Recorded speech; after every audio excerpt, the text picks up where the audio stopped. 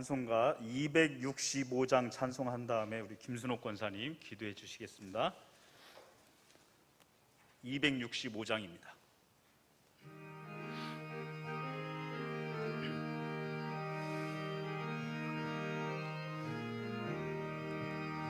오는 길 따르라 의의 길을, 세계 만민이 의의 길, 이 길 따라서 살기를 온 세상에 전하세. 만 백성이 나갈 길, 어두운 밤 지나서 동튼다. 환한 빛 보아라 저 빛, 주 예수의 나라 이 땅에 곧 오겠네 오겠네. 주 예수 따르라 승리의 주, 세계 만민이 돌아갈 길과 진리요 참 생명, 내 창검을 부수고 다 따르라 화평왕. 어두운 밤 지나서 동튼다. 환한 빛 보아라 저 빛, 주 예수의 나라 이 땅에 곧 오겠네 오겠네. 놀라운 이 소식 알리어라. 세계 만민을 구하려 내 주 예수를 보내신 참 사랑의 하나님. 만 백성이 따를 길, 어두운 밤 지나서 동튼다. 환한 빛 보아라 저 빛, 주 예수의 나라 이 땅에 곧 오겠네 오겠네. 고난 길에 치고 찾아온 길, 많은 백성을 구한 길, 모두 나와서 믿어라. 온 세상이 마침내 이 진리에 살겠네. 어두운 밤 지나서 동튼다. 환한 빛 보아라 저 빛, 주 예수의 나라 이 땅에 곧 오겠네 오겠네.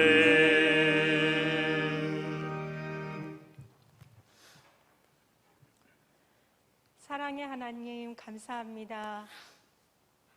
이 시간에도 역사하시는 하나님, 거룩한 주일 복되고 즐거운 잔치에 초대해 주시고 인도해 주셔서 감사드립니다. 아멘.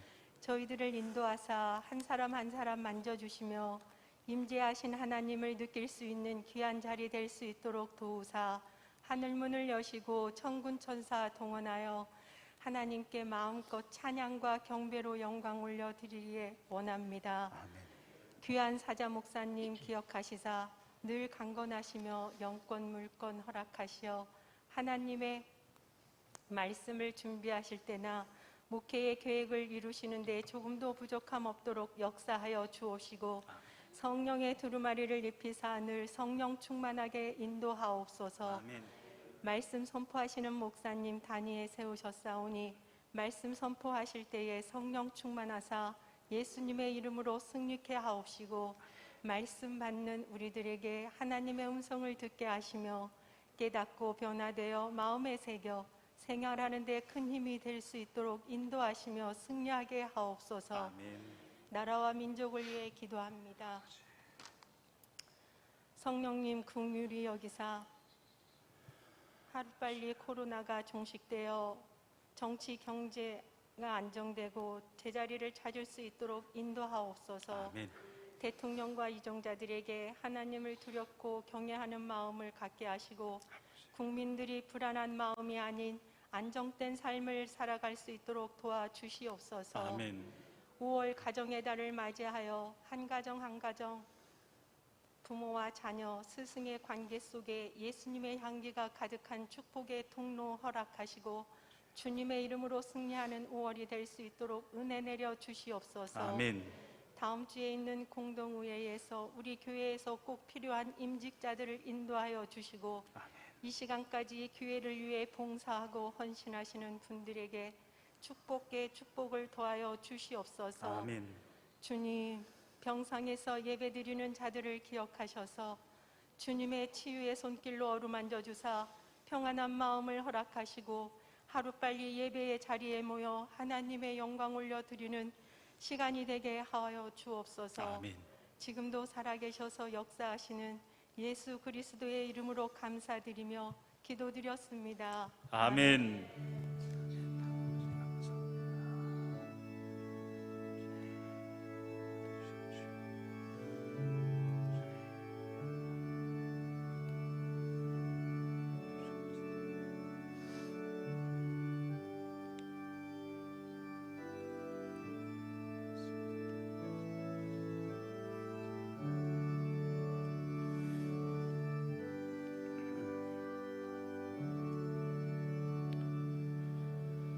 하나님 말씀 창세기 12장 1절 2절 두 말씀을 함께 보도록 하겠습니다. 구약성경 첫 번째 나오는 창세기 12장 1절 2절 말씀입니다. 우리 함께 읽겠습니다. 시작. 여호와께서 아브라함에게 이르시되 너는 너의 본토 친척 아비집을 떠나 내가 네게 지시할 땅으로 가라.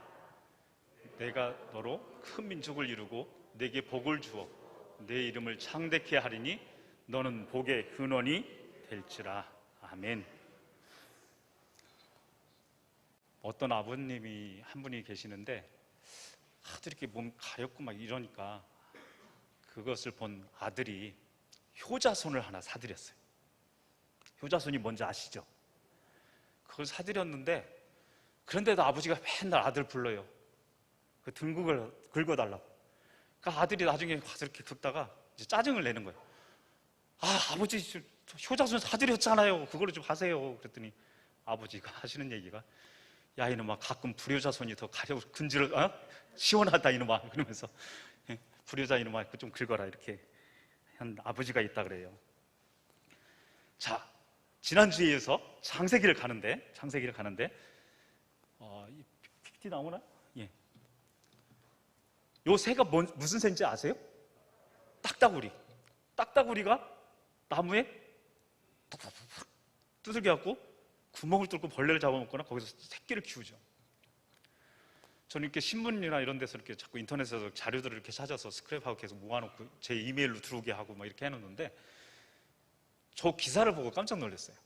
딱따구리가 부리로 막 나무를 쪼아대서 구멍을 뚫으면 얘 왜 살아있어요? 뇌진탕으로 죽어야 되는 거 아니에요? 우리가 가서 박으면 뇌진탕 걸릴 거 아니에요? 근데 딱따구리는 안 죽고 살잖아요.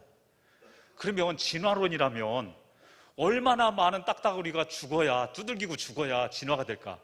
아니, 두들기면서 살아있어야 진화가 되고 할 거 아니에요. 근데 그게 아니잖아요. 근데 창조과학회에서 기사를 썼는데 뭐라고 써놨냐면 딱따구리 뇌에 머리와 이 부리와 뇌 사이에 저런 충격을 흡수해주는 완충 작용하는 장치가 있다 이렇게 얘기해서 기가 막히죠? 저는 이런 거를 보면서 하나님의 유머다 이렇게 생각해요. 하나님 너무너무 재밌으신 분. 동물을 이렇게 만드시는데 어떤 거는 코가 이렇게 길어. 과자를 주면 뭘로 받아요? 딱따구리 부리를 쫙 쪼가갖고 벌레를 나무 속에 있는 걸 찾아 먹기도. 이런 모습들이 하나님의 멋진 유머 감각이 아닐까. 하나님은 최고의 디자이너. 그래서 저희 아이들이 공교롭게도 새 아이가 이제 미술 쪽으로 이제 공부를 하고 졸업하고 이렇게 해서 기도할 때마다 그런 기도를 해요. 하나님, 창조의 하나님을 본받아서 아이들이 창의력이 뛰어난 디자이너가 되고 하나님의 일을 섬기게 하여 주옵소서. 이렇게 기도를 하고 있는데 우리 하나님은 뭐의 최고? 디자인의 최고, 디자인의 최고. 너무 멋진 하나님이시다. 그래서 지난주에 우리가 창세기 1장에서 11장까지를 이야기하면서 4가지 사건을 이야기했어요.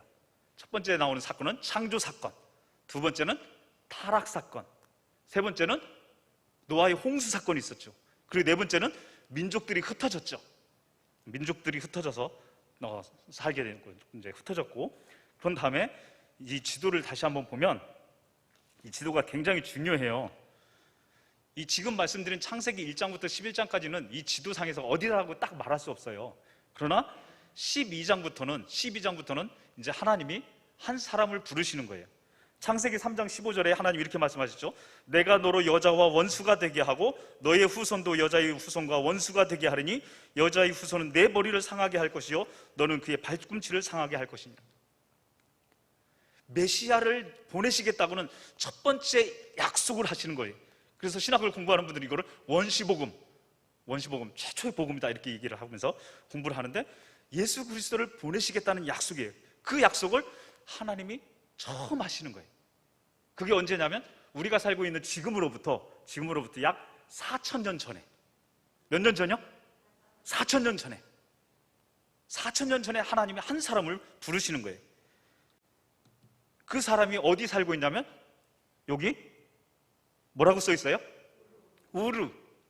여기 도시 이름이 우르예요. 우르에 살고 있는 한 사람을 하나님이 부르시는 거예요. 근데 옛날 지명들은 사라져 버려서 못 찾을 수도 있잖아요. 그래서 그거를 어디 부근이다, 어디 근처다 이렇게 알려주기 위해서 여기를 얘기해요. 여기 바다예요, 여기 바다. 이 바다 이름이 페르시아만. 예, 페르시아만 부근에 있는 우르라고 하는 한 도시에서 하나님이 한 사람을 불러내셨어요. 그게 누구예요? 아브라함을 부르셨죠. 근데 아브라함이 혼자 떠나지 않았어요. 가족들이 같이 나갔죠. 자, 근데 우리 하나님 정말 너무 멋진 게 뭐냐면요, 우리가 잘 기억하지 못할까봐 공통점을 주셨어요. 잘 보세요. 장유유서로 나가요. 맨 어른이 누구죠? 아버지 데라, 그의 아들 아브라함, 아브라함의 부인 사라, 아브라함의 조카 롯. 공통점이 있죠. 니을자가 다 들어가 있어요. 우리가 기억을 잘 못할까 봐 하나님은 니을자 떨림으로 다 맞춰 놓으셨다니까. 이렇게 테라, 아브라함, 사라, 롯. 이래도 기억을 못하시면 머리가 진짜 좋으신 분이에요. 이렇게 네 사람이 같이 여행을 가는데 어디로 가냐면 우리가 아까 읽은 말씀처럼 내 본토 친척 아비 집을 떠나. 이게 떠난다고 하는 게요, 쉬운 일이 아니에요. 우리는 지금 이사할 때 띠띠띠 이사 누르면 와가지고 견적 뽑고 이삿짐 차가 와서 날라주잖아요. 그것도 자기네가 포장까지 해서 가져와서 다 풀어서 넣어주잖아요. 근데 이 당시 그런 게 있어요? 대부분이 걷거나 낙타나 말, 짐승 타고 가는 거예요. 근데 그 당시에 뭐 들짐승의 공격도 있을 거고 도적될 수도 있을 거고 해, 날씨, 기후의 변화에 따라서 엄청 힘겨운 일들이 많기 때문에 떠난다는 건 쉬운 일이 아닌 거예요. 근데 떠나는 거예요. 떠나는데 어떻게 떠나냐? 그럴 때 요 강이 티그리스라고 하는 강이고 요 강 하나는 유브라데스라고 하는 강이에요. 예, 유브라데스하고 티그리스 강 사이길을 떠나서 쭉 여행해서 어디까지 가냐면 이렇게 하란이라는 곳에 가는 거예요. 하란. 예, 하란이라는 곳에 가서 거기에서 머물다가 거기에서 어떤 일이 벌어지냐면 아버지 데라가 죽게 되죠. 아버지 데라가 죽어서 장례를 치르고 그리고 그 남은 가족들이 다시 여행을 떠나는 거예요. 근데 어디로 가냐면 이제 여기 하란에서 이렇게 내려와가지고 4개의 물이 구획을 이루는 땅, 여기 이스라엘 땅 안으로 들어가는 거예요. 이 이스라엘 땅 안으로. 이거를 여기 제가 동그라미 친데 여기만 좀 더 크게 확대를 할게요. 그럼 이런 지도가 나와요. 이런 지도가 나오면 우리가 성경 읽을 때 요단 동편에 이렇게 보신 적 있을 거예요. 그렇죠? 그럼 여기가 요단강이에요. 여기가 요단강. 요단강이니까 이쪽이 동쪽이에요. 여기가 서쪽인데 지중해 바다예요. 예. 여기는 남쪽인데 사해. 예. 그리고 위쪽은 북쪽인데 여기가 갈릴리 바다. 이렇게 되는 거예요. 동서남북이 구획을 이루고 있는, 경계를 이루고 있는 땅, 이스라엘 땅 안으로 들어가는 거죠. 이제 지도를 보시면 이제 저기가 저렇게 생겼구나. 4개의 물 안으로에 이렇게 있는 땅, 저 땅, 이렇게 보시면 되는 거예요. 이 땅 안으로 아브라함이 들어가서 이곳에서 뭐 애굽도 갔다 오고 뭐 이런 일이 있었지만 어떤 일이 있냐면, 보면 아브라함이 하갈을 통해서 낳은 아들이 있었죠. 그게 누구죠? 이스마엘. 여기 이스마엘. 그 다음에 사라를 통해서 백세에 낳은 아들 이삭. 둘 다 입모양이 하나는 이렇고 하나는 이렇게 돼 있잖아요. 왜 저렇게 그려놨는지 아세요? 둘 다 이씨이기 때문에 이를 보여주고 있는 거예요. 그래야 잘 기억하니까. 하나는 이스마엘, 하나는 이삭. 이로 시작한다는 거예요. 이로 시작한다는 거예요. 그리고 하나님의 약속한 아들이 아니다 해서 이스마엘은 아내였고, 그럼 하나님 또 살 길을 주시죠. 그리고 이삭에게는 리브가가 결혼해서 낳은 아들이 있는데 두 아들, 쌍둥이였죠. 에서와 야곱. 여기 있죠. 에서와 야곱. 에서는 털이 많고 얼굴이 붉고 사냥을 좋아하는 외향적인 남성. 그러면 엄마가 좋아할까요? 아버지가 좋아할까요?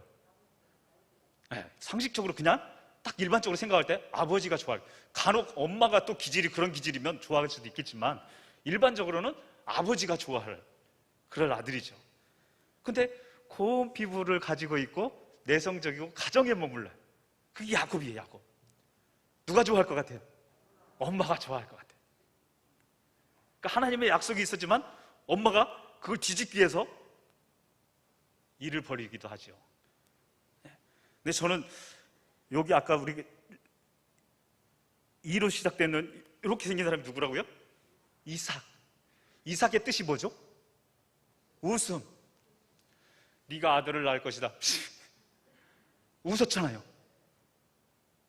태어나서 기쁨을 줬잖아요. 웃게 했잖아요. 100세 어떻게 애를 낳아요? 저는 하나님이 낳게 하신 거 믿어져요. 근데 안 믿어지는 게 하나 있어요. 90세 할머니가 어떻게 애를 순산을 했을까? 주신 이는 낳게도 하셨겠죠. 근데 그 이삭의 이름 뜻은 웃음. 이삭의 삶을 보면요, 정말 이름 뜻대로 살아요. 정말 웃겨요. 아니, 우물을 파서 물이 나오면요, 그 땅은 물이 나온 땅이 아니기 때문에 지켜야 돼요. 이거 목숨 걸고 지켜야 돼요. 근데 이거를 어떻게 해요? 남들이 메꾸거나 내 땅이라고 그러면 어떻게 해요? 너 써. 그래, 너 가져. 이러고 가요. 싸워서 지키려고 하지 않고 그거를 내줘요. 근데 놀라운 일이 뒤에 일어나죠. 그 사람들이 뭐라고 해요? 내가 너를 관찰해 봤는데 너는 하나님이 복 주는 사람이야. 나 너하고 거래하고 싶어. 나 너하고 친구하고 싶어. 그 사람들이 그렇게 고백하죠. 그 사람들이 관찰해서 보고 느끼고 배운 걸 이야기하는 거예요. 너는 분명 하나님이 복 주는 사람이야. 싸워서 지킨 게 아니고 내주었는데. 그 삶 자체가 정말 웃기는 삶을 사는 거예요. 근데 저는 이삭이 노년기에 가서 좀 씁쓸한 웃음을 지켜요. 하나님의 약속이 야곱에게 있었지만 사냥을 해서 별미 음식을 해오면 내가 너에게 장자의 복을 다 기도해 주겠다, 축복해 주겠다. 이렇게 해서 이제 가정 안에서 분란이 일어나는 일이 있었지만, 어쨌든 에서와 야곱을 낳게 하는 이삭, 그리고 에서와 야곱 사이에서 분란이 일어나면서 형의 것을 훔쳐서 도망갔었던 야곱의 모습. 그 야곱의 삶을 보면 우리 인생 가운데서 사람들 보면 그런 사람 많죠. 기술도 좋고 머리도 좋고 다 뛰어난데 하나님 안 믿어. 하나님 의지하잖아. 왜? 내 마음대로 내가 살 수 있으니까. 이런 사람들 얼마나 많아요. 온갖 재주 다 갖고 있어요. 그래서 내가 해보고 싶은 거 다 해보는 거예요. 그렇게 살아가는 사람들도 있죠. 이 야곱의 모습이 어쩌면 그런 모습이 아닐까. 그러다 나중에 바뀌어서 사람이 다르게 되고, 나중에 요셉을 만나러 가서 애굽에 가서 그가 바로를 만나서 고백하는 말이죠. 내가 험악한 세월을 살았다. 그런 고백을 하죠. 자, 여기 야곱은 4명의 부인을 통해서 아들을 몇 명 낳죠? 12명을 낳아. 세상에나 어떻게 이런 기술이. 4명의 여인이 경쟁적으로 막 아들을 낳아줘요. 그래서 12명의 아들을 낳는데 가장 사랑하는 여인이 있었는데 그 여인은 라헬이었는데, 라헬이 첫 번째 낳았지만 자녀들 순서로 보면 몇 번째예요? 11번째. 11번째 아들 낳고 12번째 베냐민을 낳고, 라헬은 2 아들을 낳고 죽게 되죠. 근데 여기 있어요. 지금 여기 요셉이 이 요셉이 채색 옷을 입고 아버지의 사랑을 받으면서 너무너무 잘 살고 있죠. 채색 옷은요, 우리나라 색동저고리 그런 개념이 아니에요. 너는 이 다음에 내 족장 후계자다라는 의미로 입히는 옷들을 그렇게 말하는 거예요. 그러니까 10명의 형님들이 볼 때 11번째 저 동생이 나중에 우리의 지도자가 된다고? 속에서 부글부글 끓어오르는 게 있죠. 시기가 올라오고 질투가 올라오고. 근데 또 이게 가만은 있지를 않죠. 동생이 형님들이 잘못한 거 있으면 아버지한테 톡 하고 이야기하죠. 그때 어느 날 또 형아 내가 꿈 꿨는데 내 말 좀 들어봐 그러면서 꿈 얘기하죠. 그 꿈 내용이 형들이 저를 섬길 것이다, 저랬다라고 하는 그런 내용이었잖아요. 그래서 너무너무 불쾌하고 화가 나 있는 차에 요셉이 형제들을 만나러 왔다가 그곳에서 먼 곳에서 만나서 거기서 형님들이 요셉을 꽁꽁 묶어서 물이 마른 웅덩이에다가 집어넣었죠. 저는 이 장면을 생각할 때마다 막 상상을 해봐요. 요셉이 그렇게 묶여갖고 물이 마른 웅덩이에 던져져 있을 때 거기서 얼마나 소리 지르면서 형제들한테 외쳤을까? 야, 다 살려달라고 얼마나 소리치면서 외쳤을까? 근데 형제들 외면하죠. 죽이려다가 그래도 루벤과 유다 형이 죽이지는 말자 해서 그래서 노예 상인한테 팔아버리죠. 그래서 요셉이 족장 후계자처럼 자라나다가 애굽의 노예로 팔려가게 되는 거예요. 그곳에서 열심히 일을 하는데 너무 잘하니까 노예들에게 일을 지도하는 노예로 세우는 거예요. 가정총무 이렇게 해야지. 네, 그렇게 세워놓는 거예요. 그래서 열심히 일하는데 보디발 장군의 부인이 또 유혹을 하죠. 요셉 이러면서. 그래서 못 보신 분을 위해서 다시 한번 요셉 이렇게 딱. 그래서 그 요셉을 유혹하면서 옷을 잡아당기니까 어떻게 해요? 요셉이 옷을 벗어놓고 몸만 도망가는 거예요. 그러니까 나중에는 보디발 장군 부인이 어떻게 해요? 이게 증거품이 된 거예요. 저놈이 나를 겁탈하려고 들어왔다 내가 소리 지르니까 도망쳤다, 이게 증거다. 이렇게 해서 억울하게 누명을 씌워서 감옥 안에 쳐넣게 되죠. 여러분, 남녀노소 누구에게나 이 성적인 유혹은 올 수 있습니다. 그럴 때 이 원리를 반드시 기억하세요. 무슨 원리? 도망치는 원리. 다른 거 없어요. 무조건 도망치는 거예요. 나는 이길 수 있어, 나는 넘어가지 않아, 이런 사람은 넘어가는 거예요. 무조건 문 걷어차고 도망치는 거예요. 그래야 범죄하지 않는. 그렇게 해서 감옥 안에 갇혀 있는데 그곳에서 장관 2사람을 만났고 한 사람 꿈을 해석해 주는데 한 사람은 복직되고 한 사람은 처형당하죠. 복직되는 사람은 뒤통수를 향해서 나가시면 저 좀 기억해 주세요. 요. 시간이 또 흘러가요. 몰라요. 잊었어요. 근데 어느 날 왕이 무시무시한 꿈을 꿨는데 그 꿈을 해석할 자가 없는데 그때 마침 그 복직됐던 장관이 기억나는 거예요. 내 꿈 해석해준 그 소년? 그 청년? 그래서 그 청년 요셉을 데려다가 왕한테 소개하는 거죠. 하나님이 해석하리이다.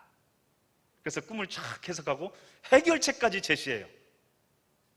그러니까 그때의 애굽 왕 바로가 소수 민족들 중에서도 아주 인재들을 등용해서 세워서 일꾼으로 썼던 사람들이 그 시대의 왕이라는 거예요. 요즘 청소년들한테 이런 설교하면요, 아이고 참 무슨 감옥에 갇혀 있는 노예가 어떻게 총리가 돼 이러는데, 그렇게 할 수 있는 왕의 권한이 있었다는 거예요. 그래서 왕이 요셉을 총리로 세우게 되고 7년 동안 풍년이 들었을 때 곡식 창고를 세워가면서 저장하고 흉년이 들었을 때 나누어 주면서 백성들을 살리게 되는 거죠. 이 소식을 들은 형제들이 기근이 들어 먹을 게 없으니까 애굽으로 와서 요셉을 만나게 되는 거죠. 그리고 요셉에게 넙죽절을 하죠. 성경을 읽으면서 요셉을 보면요, 저는 이렇게 살고 싶지는 않아요.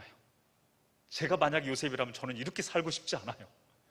그 모진 고난 다 당하고 수모 다 당하고 수치 다 당하고 감옥까지 들어가고, 그것도 억울한 누명으로 죽을 고비를 그렇게 넘기고, 그런데 그가 그런 곳에 가는 곳에 그곳에서 하나님 만나게 하신 사람, 그 사람 통해서 또 연결되고 그 사람을 통해 또 연결되고, 그러면서 하나님은 그 선한 통로를 통하여서 고난의 길이지만 그곳에서 하나님은 인도하셔서 애굽의 총리 자리까지 올라가게 하셨다는 거죠. 그리고 많은 백성들을 먹여 살릴 수 있도록 그런 지도자로 세워주셨다는 것입니다. 여러분, 오늘날 이제 우리 가정 가문을 보면 어떤 분, 제가 이제 교구 식구들 이렇게 기도 제목도 구역별로 받기도 하고 해서 새벽에 이제 새벽 예배 때 기도하고 그러는데, 어떤 분은 그렇게 기도하는 분 계세요. 하나님, 제 남편이 아브라함의 복을 받게 하시고 아브라함의 복을 누리게 하시고 우리 가문에 아브라함처럼 되게 하여 주옵소서. 이렇게 기도 제목을 낸 분이 계세요.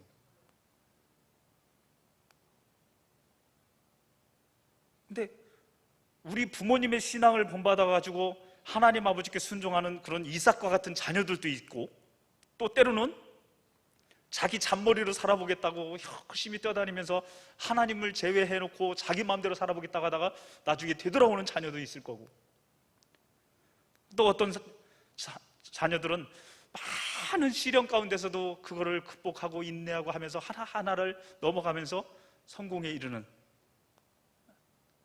그런 자리에 가 있는 자녀들도 있을 거란 말이죠. 그러나 이 모든 길들이 저는 하나님이 인도하시고 하나님이 인도하신 가운데서 순종하면서 한 걸음 한 걸음 나아갈 때 저렇게 요셉과 같은 그런 삶의 쓰임이 반드시 있을 것이라고 저는 확신합니다. 70명 정도가 애굽으로 갔어요. 그래서 그곳에서 살면서 약 400년 정도의 시간이 지나가요. 거기서 400년 정도 시간이 지나가면서 무수히 많은 민족들로, 이렇게 민족으로 성장하고 번성하게 되는 거죠. 이 내용이 창세기의 내용인데, 이게 족보예요. 여기 아브라함 있죠? 아브라함의 부인 사라가 있고, 여기 하갈 있었는데 이스마엘 있었죠? 여기 이삭 있어요. 이삭. 리브가를 통해서 야곱과 에서를 낳았고, 야곱은 하나, 둘, 셋, 4명의 부인을 통해서 아들을 이렇게 낳게 됐죠. 여기 이렇게. 그래서 12명의 아이가 있죠. 이렇게 한 가정에서 한 사람을 하나님 부르셔서 한 가정에서 번성하고 이렇게 자녀들이 나오고 했는데, 이렇게 야곱의 알뜰들 12명이 12지파가 되는데, 12지파하고 12아들은 조금 다른 게 있어요. 레위는 레위인으로 빠지고, 여기 동그라미 빨간색 해놓은 유다는 예수님이 어떤 자손을 통해서 오세요? 유다의 자손. 그래서 빨간색으로 해놨고, 여기 요셉은 여기 아브라함, 이삭, 야곱, 요셉, 이렇게 네 사람은 족장 네 사람으로 빠지는 거예요. 그래서 창세기 12장부터 50장까지의 내용이 족장 네 사람 중심으로 성경이 쓰여져 있어요. 아브라함, 이삭, 야곱, 요셉. 이 흐름이 쭉 이어져 가는 거예요. 그래서 아까 12지파라고 했는데 여기 레위가 빠지고 요셉이 빠진 다음에 요셉의 두 아들이 이렇게 들어가서 12지파가 되는 거예요. 그래서 12명의 아들과 12지파는 조금 차이가 있지만 이런 거는 그냥 아시면 될 것 같고, 자, 이제 창세기 다시 복습하면 4,000년 전에 여기 뭐였죠? 페르시아만이라고 하는 바다 근처에 있는 어디에서? 우리에서 누구를 불렀죠? 아브라함을 불렀는데 아브라함이 어디 길을 따라가요? 티그리스와 유브라데스 강을 따라서 하란에 왔다가 그곳에서 아버지 데려가지고 남은 가족들이 이스라엘 땅으로 왔죠.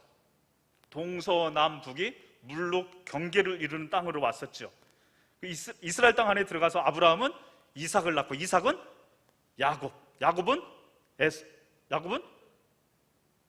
12명의 아들을 낳았지만 그 중에 하나 11번째 아들 요셉.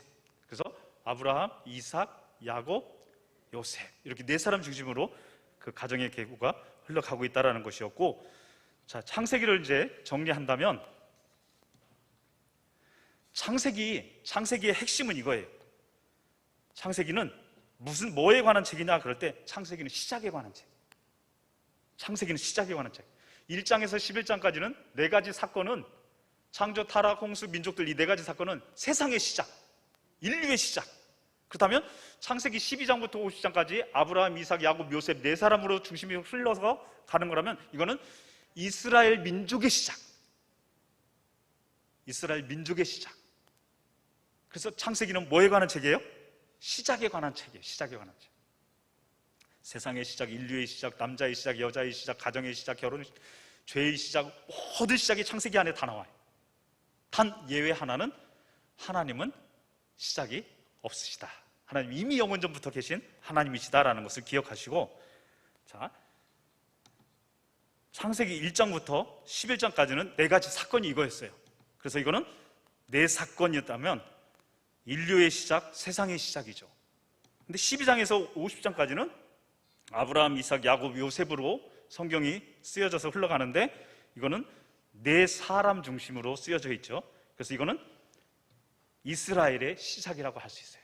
그래서 창세기를 사인으로 보내면 이렇게 보내면 돼요. 창세기는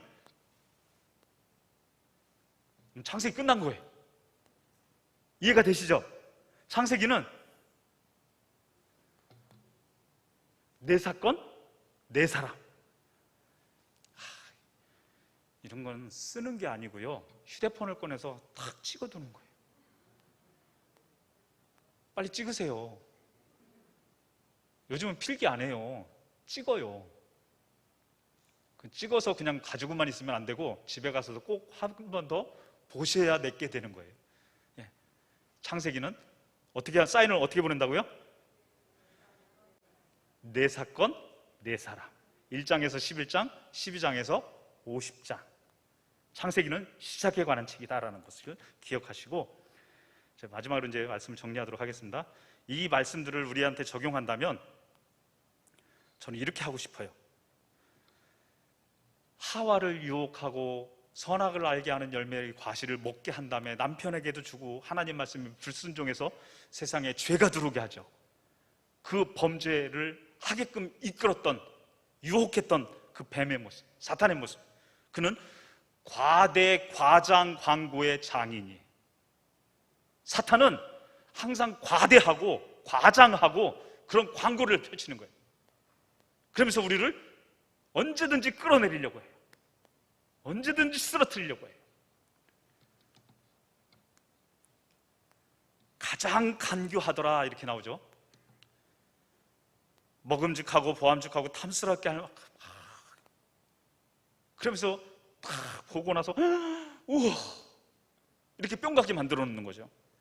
그래서 유혹하고 미혹하고 시험에 들게 해서 빠지게 해서 우리를 쓰러뜨리게 만드는 것은 사탄이고, 간혹 우리가 하나님께 시험을 당할 때는 달라요.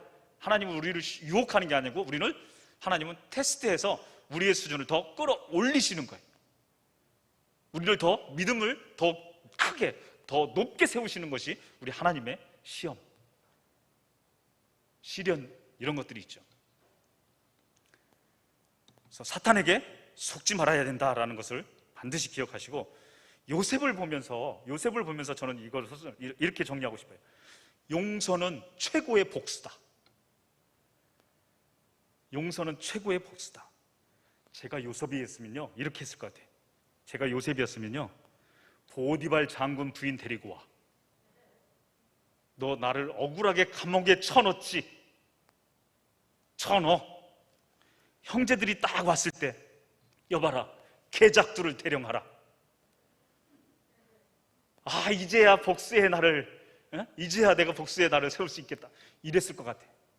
근데 요셉은 형님들이 두려워할 때 어떻게 해요? 두려워하지 마소서.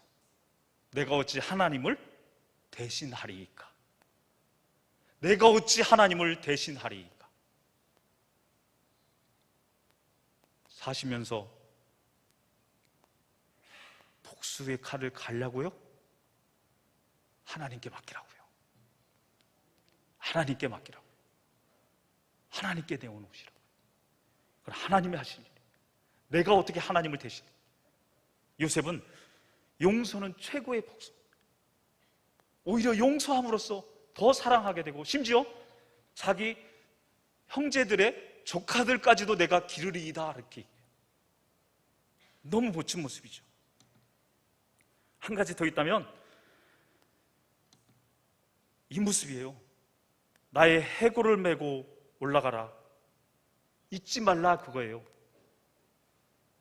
우리 민족은 애굽 땅에서 만족하면서 이 땅에 눌러 앉을 민족이 아니다.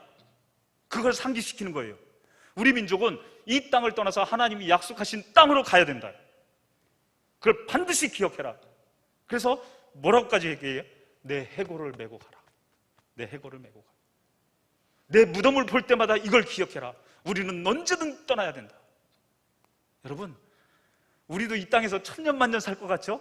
돈을 움켜쥐고 막 부를 착취하면서 뭐 10m, 20m, 100억짜리 뭐 건물 빌딩 사고 건물주가 되고, 요즘 뭐 조물주의 건물주라 그래. 그렇게 해서 내가 뭔가를 움켜쥐었다 해도 막 평생을 내가 뭐 영원토록 살 것 같죠? 아주 짧아요. 아주 짧아요.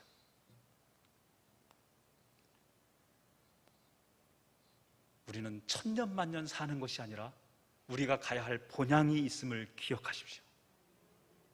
우리가 가야 할 본향이 있다는 것. 그래서 목사님 통해서 말씀을 전해 들을 때마다 여러분은 저 말씀을 통해 오늘 또 세상에 나가 승리하면서 나는 내가 가야 할 본향이 있어. 이 땅에서의 만족, 아유, 나 이건 아니야. 그러면서 늘 주 안에서 승리하면서 믿음 가운데 사시는 여러분이 되시길 주님의 이름으로 축복합니다. 찬송가 447장 찬송한 후에 우리 목사님 나오셔서 축도하심으로 예배를 마치도록 하겠습니다.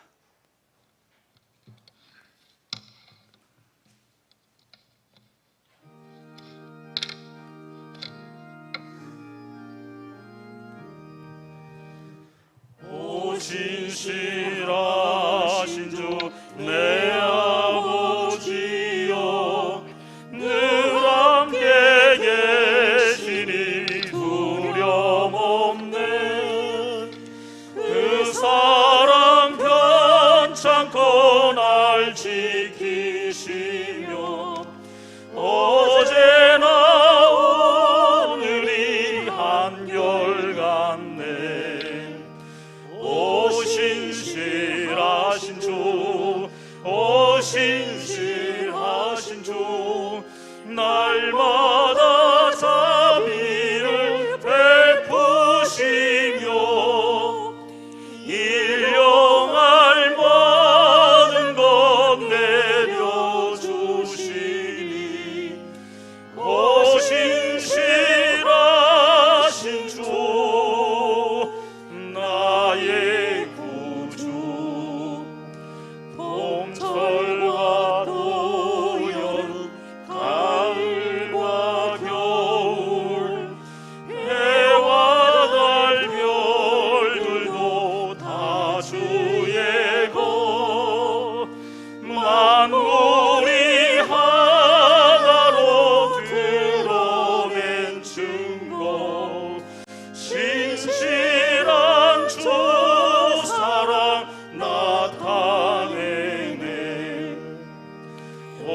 신실하신 주, 오 신실하신 주, 날마다 자비를 베푸시며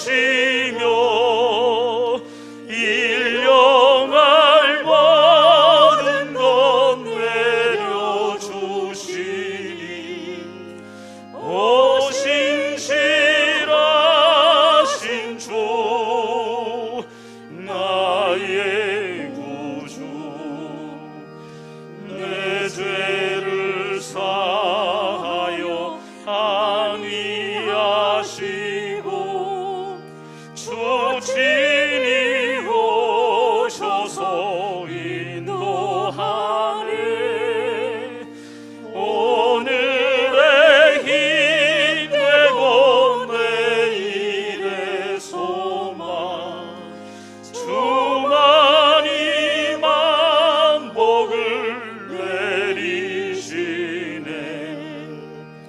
오 신실하신 주, 오 신실하신 주, 날마다 자비를 베푸시며 일용할 모든 것 내려주시니 오 신실하신 주, 나의 구주.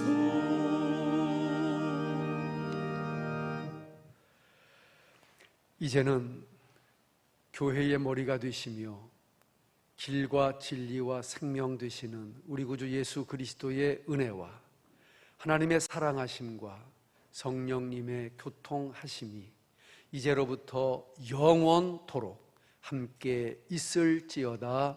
아멘. 아멘.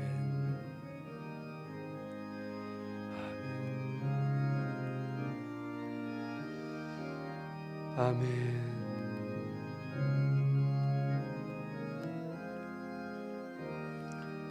아버지,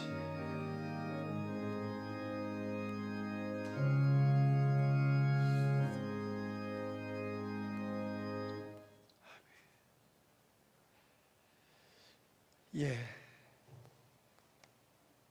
5월 9일 두 번째 주일, 어버이 주일을 우리가 이렇게 지내고 있습니다. 오늘 말씀 잘 들었죠? 예. 어느 분이 이렇게 말씀하세요. 그냥 설교를 그냥 이렇게 하면은 남는 게 7%래요. 7%. 근데 이렇게 시청각으로 하면은 50%가 남는답니다. 눈에 보였잖아요, 그죠? TV 보는 것보다 더 재밌죠? 은혜롭죠? 예. 계속해서 여러분들 이제 만화 잘 보실 겁니다. 기대하시고요. 또 은혜 받으시고 또 머리에 쏙쏙쏙쏙 들어오시죠? 예. 그러니까 안 본 것보다 나. 그래서 어른들이 TV를 그렇게 좋아하나 봐.